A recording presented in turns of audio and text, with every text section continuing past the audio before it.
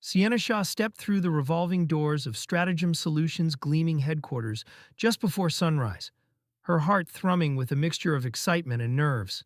The lobby stretched 2 stories high, its floor-to-ceiling windows flooding the marble expanse with pale morning light.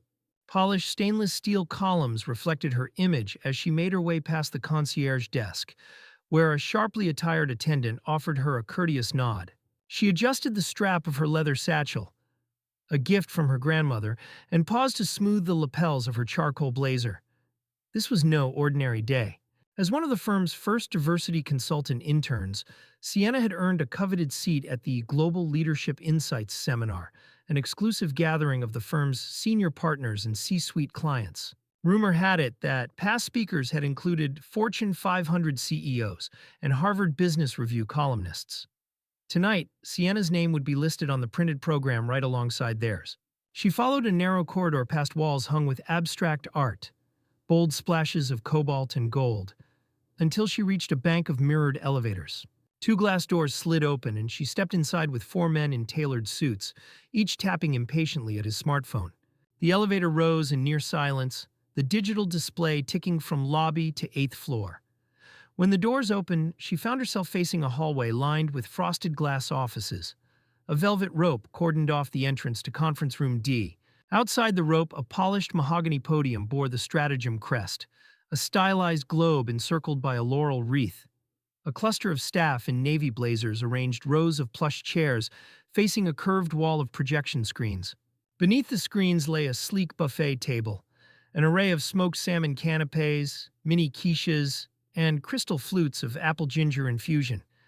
The air smelled of fresh pastries and anticipation. She took her seat at the back, her program open to her picture. Sienna Shaw, Diversity Consultant Intern, Wharton 23. Around her, the room filled quickly with executives, men and women whose tailored jackets and designer ties marked them as decision-makers. They greeted one another with firm handshakes and polite laughter, exchanging oversized leather portfolios stamped with client logos. A hush settled as a string quartet took their places in the raised corner alcove, fingers poised on instruments of polished maple. At precisely 8:30 a.m., the quartet launched into a soft rendition of a jazz standard, its haunting melody echoing beneath the room's vaulted ceiling. Sienna closed her eyes for a moment, letting the notes steady her breath. She reminded herself of her path here, the scholarship that had brought her from a working-class neighborhood in Queens to Wharton, the months she spent analyzing Fortune 100 data for her senior capstone, and the impassioned memo she had drafted that caught Stratagem's CEO's attention. Today was the culmination of that journey. As the final violin note faded, the lead partner, an imposing figure in a charcoal 3-piece suit, approached the podium. A spotlight followed him like a halo as he tapped the microphone. "Good morning," he began, his voice rich and measured. "Welcome to our annual Global Leadership Insights Seminar, where we explore the strategies that shape industries and drive change." He adjusted his silk tie, scanning the audience. "We have a stellar lineup today, from emerging market forecasts to digital transformation roadmaps. But first, I'd like to introduce a promising new voice in our firm. Ms. Sienna Shaw." Warm applause rippled through the room as Sienna rose, cheeks flushing. She walked to the front, each step measured. The partner's nod gave her courage as she took her place beside him. Behind her, the screens flickered to life with her name and Wharton Diploma crest. She managed a small, confident smile before returning to her seat. The partner returned to the podium. "Now, let's dive in." He clicked a remote. The first slide exploded across the screens. Navigating post-pandemic growth in emerging Asia? Bold letters against a backdrop of a sunrise over Mumbai's skyline. The senior associates murmured and jotted notes as the presenter launched into data on GDP recovery rates, supply chain resilience, and consumer behavior shifts. Sienna listened intently, leaning forward as the presenter layered charts with projections, highlighting the 7.2% growth rate in Southeast Asia compared to global averages. She scribbled annotations in her notebook. Question supply chain assumptions. What about SME digital adoption rates?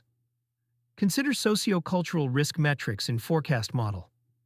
As the Q&A opened, Sienna prepared her question, one that would demonstrate both her analytical rigor and her passion for inclusive strategy. Yet, as her hand rose, she spotted a pair of raised eyebrows among the senior partners. A ripple of self-doubt crept in. The lead partner had said new voice, but new often meant untested. The room's polished wood paneling seemed to close in, and the soft hum of breath under the spotlights grew too loud. She wondered if her question would be taken seriously, or dismissed as the brash suggestions of a green intern.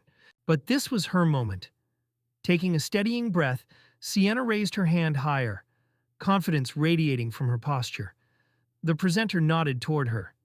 "Yes, Ms. Shah?" And in that charged silence, as dozens of executives turned their heads, Sienna braced herself for the seminar's first reaction, laughter or respect, and prepared to change the game with the question she had honed for exactly this moment. The lead partner's presentation on emerging market growth had just reached its crescendo, an investment thesis as dazzling as the glass skyscrapers outside, when the room fell into near silence. Executives leaned forward, elbows on polished walnut tables, eyes trained on the giant projection screen.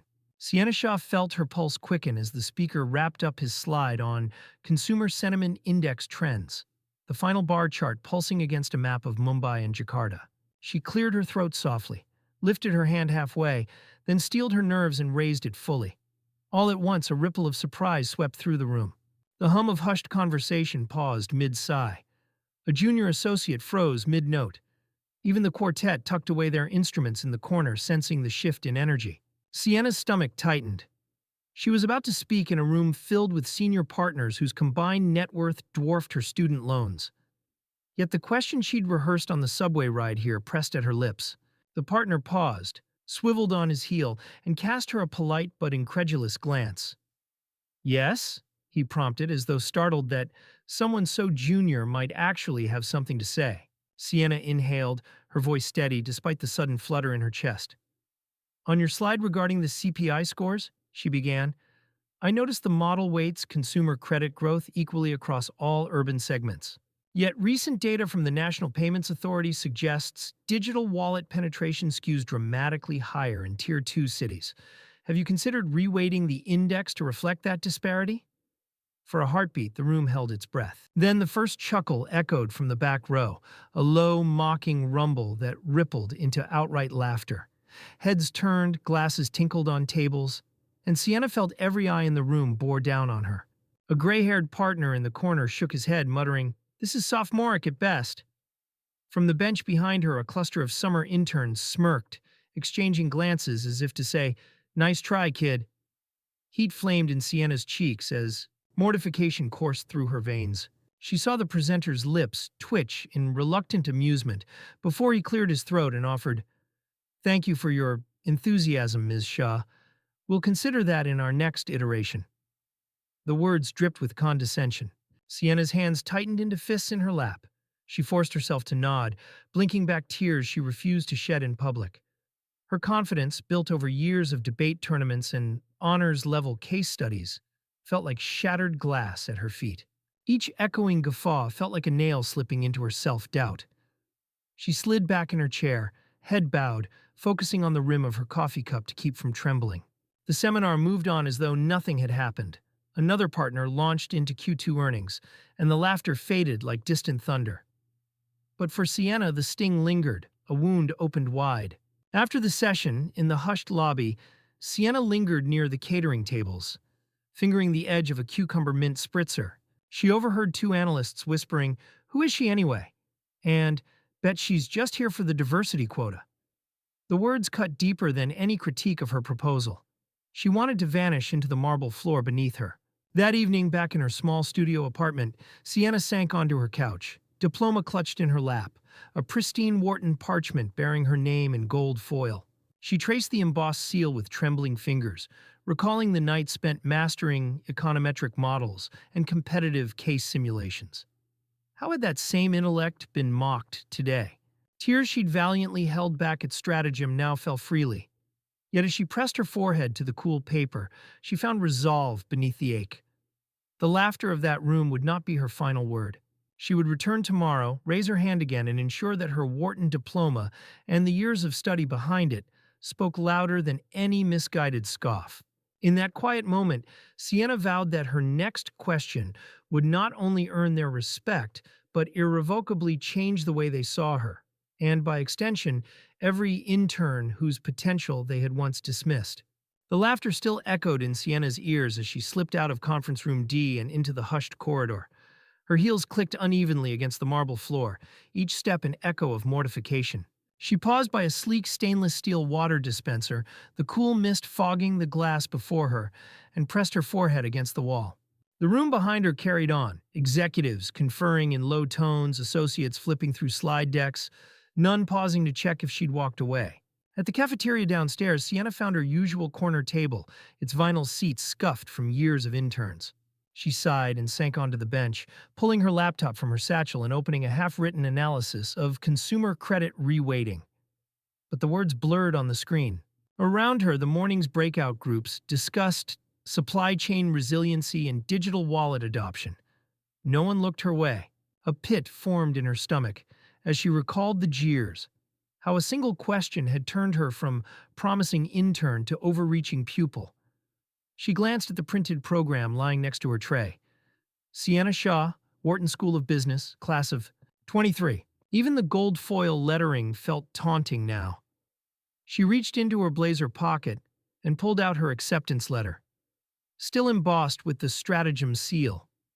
Her finger traced the curves of the script. "We are delighted to welcome you." She closed her eyes, willing the pride she'd felt on opening that envelope to eclipse today's humiliation. A gentle tap at her shoulder broke her reverie. It was Marisol, a fellow intern from the week before, pale-skinned and keen-eyed, carrying a half-empty latte. "Sienna?" she asked softly. "You okay?" Sienna managed a wan smile. "I didn't expect that reaction." Marisol slid into the seat across from her. "That room can be brutal," she said. "They're not used to being challenged by someone they see as junior. But I was in grad school last year, and trust me, they'll think twice next time." She offered Sienna a sympathetic nod before returning to her group at a nearby table. Left alone again, Sienna packed away her laptop and rose unsteadily. The cafeteria bustled, but she felt an invisible barrier between herself and the world. Outside, the city's midday sun glinted off the pavement as she walked without direction, the thrumming traffic a reminder that life pressed on.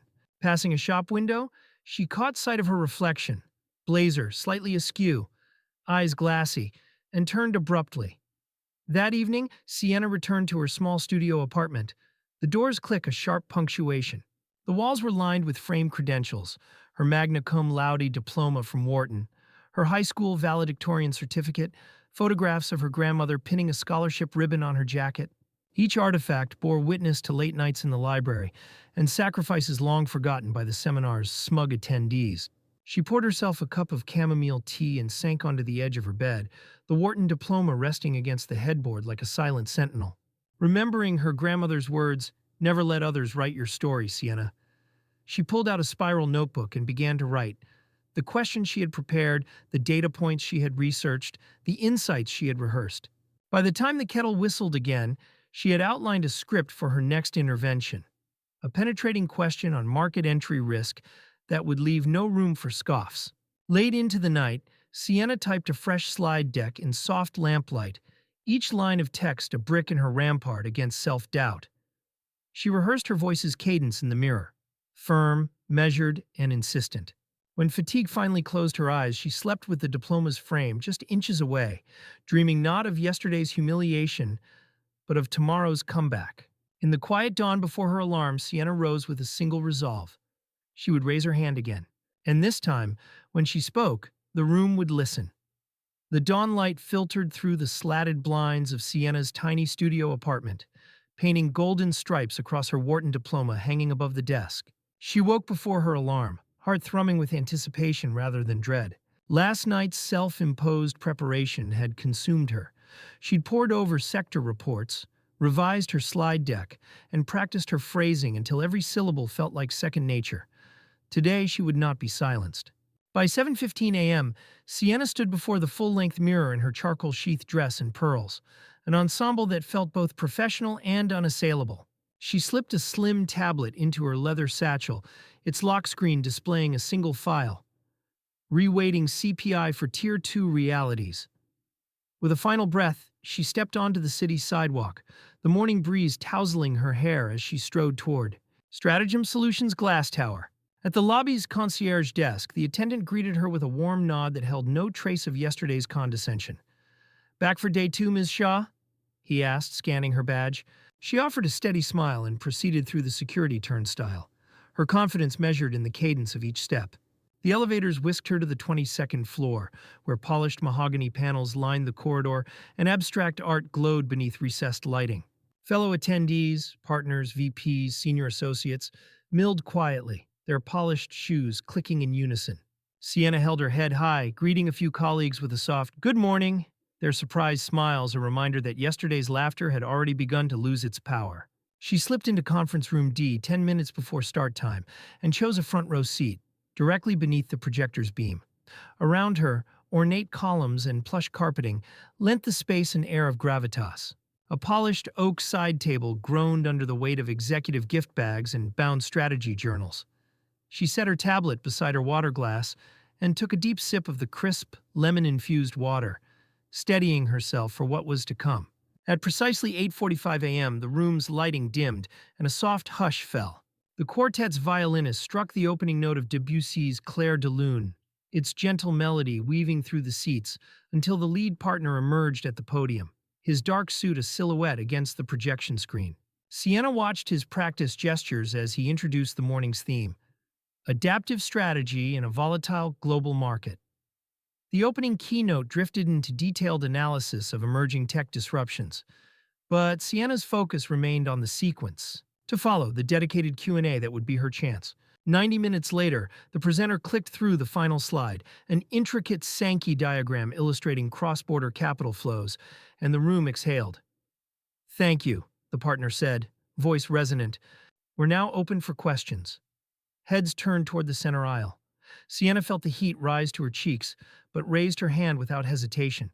The partner's eyebrows lifted in recognition, and perhaps a hint of respect. "Ms. Shah," he nodded, inviting her to stand.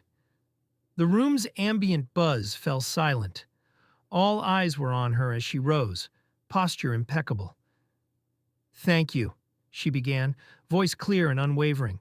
"Building on your model for capital mobility, I noticed the weighting assigns equal influence to online remittances and formal banking transfers. Yet recent data from the National Payments Authority indicates digital wallet transactions in Tier 2 markets have outpaced traditional channels by over 40% in the past year. Could recalibrating the model to reflect that shift change our risk exposure forecasts, particularly in secondary cities with underbanked populations?" Her words landed like ripples on a still pond. For a moment, no one moved. Then a silence so complete it buzzed in her ears. A soft rustle of papers. The partner leaned forward, tapping his stylus against his lip. "Excellent observation," he said slowly, scanning the slide behind him. He clicked to reveal a new chart. Sienna's proposed reweighted model, projected live from her tablet via the conference room network. The Sankey diagram reconfigured itself in real time, the thicker flows pulsing through secondary cities. A ripple of appreciation spread across the seats. Senior partners exchanged impressed glances. Associates scribbled notes furiously. The presenter himself pressed the pause button and turned to her with genuine admiration. "Ms. Shah, this is precisely the kind of adaptive thinking we need. Your recalibration not only affects capital allocation decisions, but also highlights growth corridors our original analysis overlooked."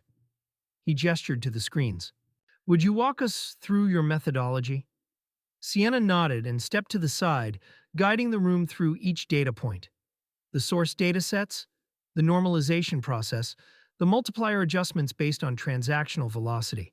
She spoke with both authority and clarity, drawing on her Wharton training as she fielded follow-up questions on volatility bands and currency hedge parameters. Partners nodded, leaning in. Even the gray-haired skeptic from yesterday scribbled annotations. When she finished, the lead partner raised his hand. "On behalf of Stratagem Solutions, I extend our gratitude and an invitation." He announced that Sienna would co-lead the afternoon's breakout on market entry scenarios, pairing her directly with two senior directors. Applause cracked the conference room's hush into applause that felt both genuine and triumphant. As the session broke for coffee, colleagues swarmed her, junior associates offering congratulations, VPs asking to integrate her model into ongoing client proposals, and the very skeptic who'd mocked her yesterday now shaking her hand with a rueful grin. You earned every bit of that spotlight. That evening, Sienna returned to her apartment with renewed purpose. The memory of yesterday's laughter had faded under today's respect. She opened her tablet to review notes for tomorrow's breakouts, her fingers tracing the Wharton Diploma icon on the screen. In that moment, she understood that returning to the front row had not just restored her confidence, it had rewritten the narrative of her internship, proving that a single, well-timed insight can transform doubt into admiration and silence into opportunity. The conference room had fallen into an almost sacred hush after Sienna's incisive walkthrough of her recalibrated CPI model. Row upon row of executives sat poised, pens suspended above leather-bound notepads, as though the very air had stiffened in deference to her insight. The polished oak table reflected the glow of the projection screens, casting Sienna's figure, slim in her charcoal-sheathed dress, into sharp relief against the cascading data behind her. As the last question faded into thoughtful murmurs, Sienna felt a surge of both triumph and vulnerability. She had dared to raise her hand again, and this time the room had listened. But would they truly respect what she had to offer, or dismiss it as a flash of beginner's luck? The lead partner, Jonathan Carrington, cleared his throat and allowed a faint smile to curve his lips. "Excellent work, Ms. Shah," he said, voice steady. "Your methodology opens new avenues for our risk assessment framework." Encouraged by his words, Sienna reached into the slim leather portfolio at her side and withdrew a single item. A framed diploma embossed with the Wharton School's insignia in burnished gold leaf. Her pulse quickened as she set it gently on the table before Carrington's nameplate. A soft click echoed as the glass cover caught the conference room lights. The reaction was instantaneous. Carrington's smile faltered. His eyes widened in surprise. Across the table, a senior partner's knuckles whitened around his pen. A woman in a silk scarf murmured, "She earned that," as if astonished to discover credentials beneath an intern's veneer. The room's collective intake of breath seemed to lift the afternoon's heat. Walls, charts, even the quartet's distant strings fell away, leaving only the embossed seal and Sienna's calm resolve. For a moment, no one spoke. Then Carrington reached forward, gingerly touching the black mat frame. "I had no idea," he said, voice hushed. "A Wharton graduate." His words trailed off as his mind raced to reconcile the brilliant analysis he'd just witnessed with the intern he'd assumed was untested. The senior partner to his right cleared her throat, rising from her chair. "On behalf of Stratagem Solutions, I owe you a profound apology," she began. Her colleagues exchanged glances, some contrite, others sheepish, as she continued. "We undervalued your expertise and questioned your place at this table. That was a mistake." As the apology rippled through the room, one by one the executives rose to their feet, offering sincere handshakes and warm words. A vice president whispered, "I'd like to discuss developing this model further." Over lunch, a director of strategy leaned in and added, "We need your input on our Asia-Pacific proposal next week." Their voices bristled with genuine eagerness rather than obligation. Sienna closed her portfolio, feeling the weight of their regard settle like a benediction. Carrington swept the diploma into his arms as though safeguarding a lost treasure. "Would you join me," he asked, "to co-lead tomorrow's breakout on emerging market forecasts?" She nodded, warmth flooding her chest. Later, as she returned to her seat, the quartet struck up a quiet reprise of the jazz standard that had opened the morning. The melodies wove around her newfound confidence, each note a reminder that respect earned through merit could never be taken away. And beneath the glow of the conference room chandelier, Sienna Shah, intern no more, felt the promise of every future panel, every strategic discussion, and every opportunity yet to come. When the gold-leaf diploma settled on the polished oak table, the room exhaled as though releasing a held breath. Jonathan Carrington slowly straightened, his tailored navy blazer taut across his shoulders.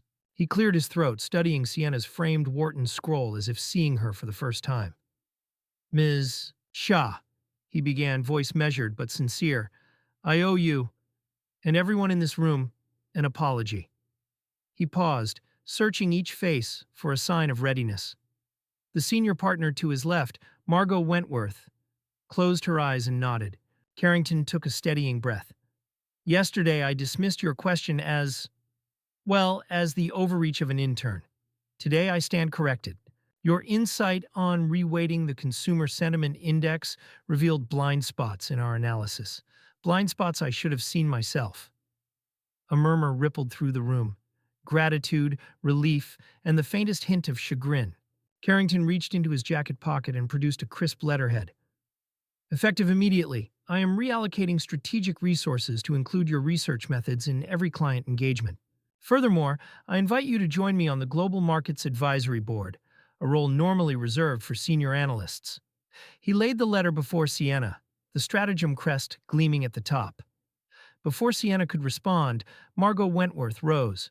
She was a legend in her own right, a cerebral titan whose campaigns had rescued Fortune 200 firms from near collapse. I want to add my apology, Wentworth said, voice rich with authority. When I saw you at that podium yesterday, I assumed you were reading from flashcards. I underestimated the depth of your preparation and your nerve. Let us know how we can support your continued contributions.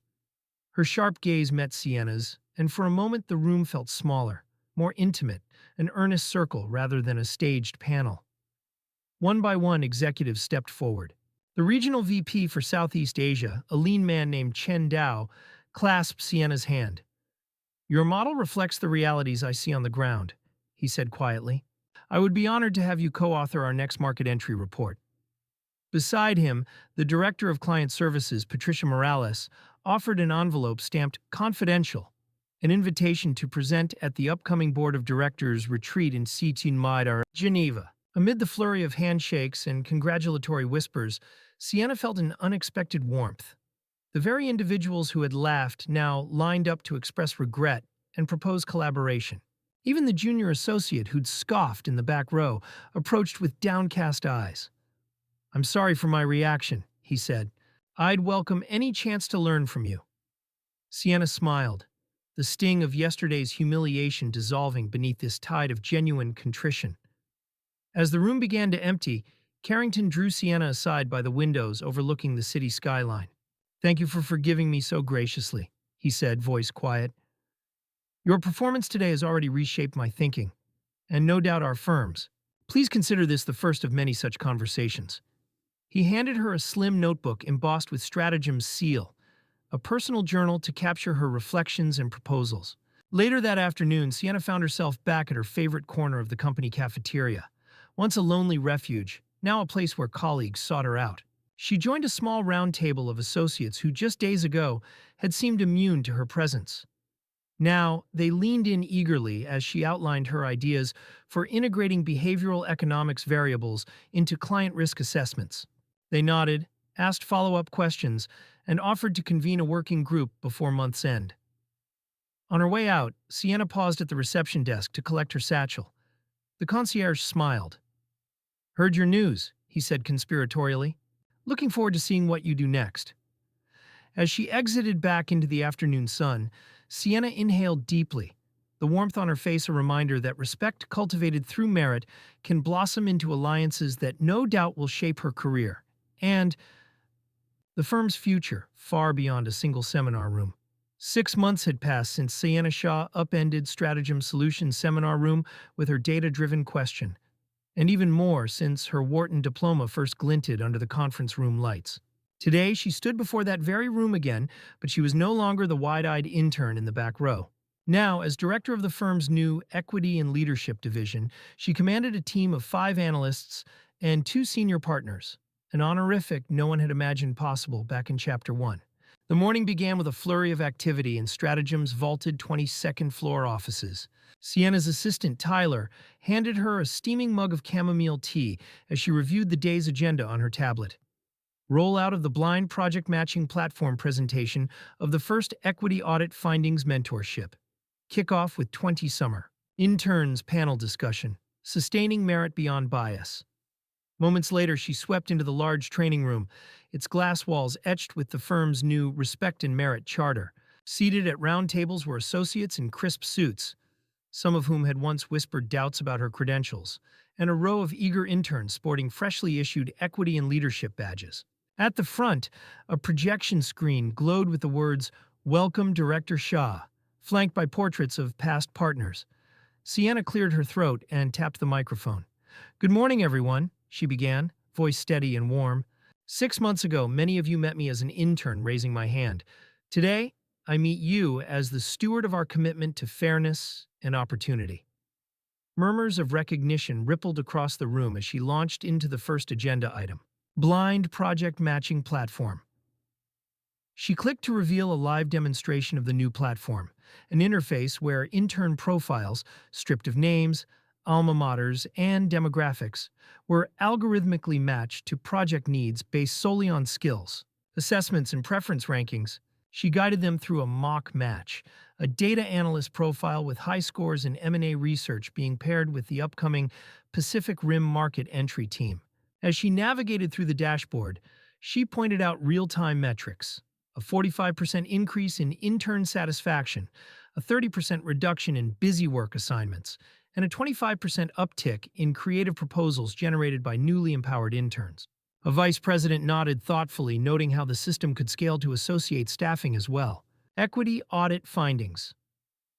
Next, Sienna transitioned to the first quarterly equity audit, a deep dive by a third-party firm into task distribution across all 300 employees. The results appeared in vivid heat maps. Departments once dominated by routine tasks now showed balanced assignment of high-impact work. She paused on a slide showing the compliance division's improvements. Female associates, previously underrepresented in client-facing roles, now accounted for 60% of client presentations. "This," Sienna said, "is the measurable promise of our charter: change you can see and data you can trust." She opened the floor for questions, and a seasoned partner asked how they'd address remaining gaps in the risk and restructuring team. Sienna outlined a targeted mentorship pilot, pairing rising Black and Latino associates with senior risk analysts to co-draft pitch books for distressed debt clients. The partner's impressed nod signaled buy-in. Mentorship kickoff. After a brief coffee break, Sienna introduced 20 summer interns to their new mentors, an equal split of technical advisors and career coaches drawn from across the firm. Each mentor-mentee pair received a custom Roadmap to Success workbook, complete with goal-setting exercises and reflection prompts. Sienna guided the interns through a vision canvas activity, charting their 3-month impact goals, 5-year career aspirations, and personal values. As the interns huddled in spirited clusters, Sienna circulated, offering encouragement and sharing her own story, how a single question had transformed her trajectory. In one group, a shy intern from a rural university lit up as she sketched ambitions of joining the firm's M&A desk. When Sienna leaned in to praise her clarity of vision, the intern's wide grin affirmed the power of being truly seen. Panel discussion: Sustaining Merit Beyond Bias. The final event of the morning was a panel featuring Sienna alongside 3 seasoned partners. The moderator, Strategy's Chief Diversity Officer, posed the question: how do we ensure that today's progress isn't tomorrow's compliance checkbox? Sienna opened with a conviction: by embedding equity into every process, from recruitment to reward, and by listening continuously to voices once sidelined. She described the firm's new Inclusion Pulse surveys, monthly one-on-one check-ins, and a confidential ombudsperson hotline. When a partner asked how to keep senior leaders accountable, she unveiled the upcoming Equity Scorecard, a set of KPIs tied to bonus structures, ensuring that respect and merit were not just ideals, but performance metrics. The audience broke into applause as she concluded, "True change is neither top-down nor fleeting. It's a living culture co-created by every member of our firm." Aftermath and reflection. As the session ended, Sienna retreated to her office overlooking the city's glass spires. She reviewed a flurry of congratulatory messages from colleagues and LinkedIn notifications, offers to speak at industry conferences, requests for best practice case studies from peer firms, and heartfelt thank yous from the interns she had just mentored. She closed her eyes, recalling the laughter that once tried to silence her, the whispered doubts she had wrestled, and the pivoting moment when she revealed her diploma and earned her seat at the table. Reaching for her diploma, now mounted in a polished walnut frame beside her desk, she smiled. It no longer served as a shield against bias, but as a beacon guiding the firm's journey toward genuine inclusion. In that moment, Sienna Shaw understood that her role as Director of Equity and Leadership was more than a title. It was both privilege and responsibility, a promise to every voice that dared to speak up, and to every hand that dared to be raised. And as she drafted the outline for next quarter's Innovation Through Inclusion Symposium, she carried with her the unwavering certainty that respect earned through merit would forever transform Stratagem Solutions and every boardroom it touched.